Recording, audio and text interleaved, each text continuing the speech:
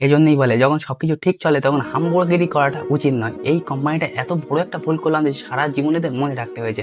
তো দেখো এই কোম্পানিটার নাম হলো বিস্কফ। এদের বিস্কুট খুবই লাক্সারি মনে হয় আর খুব প্রিমিয়াম বিস্কুট।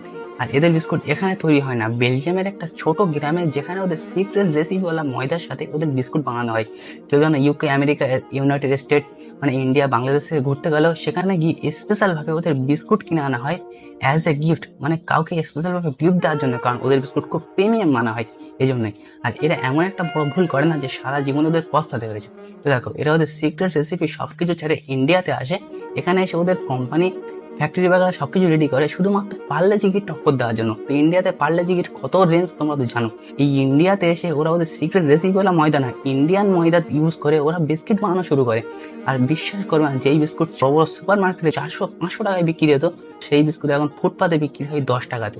এরকম করে এদের কোম্পানি পুরো এমন তেমন করে দেবে।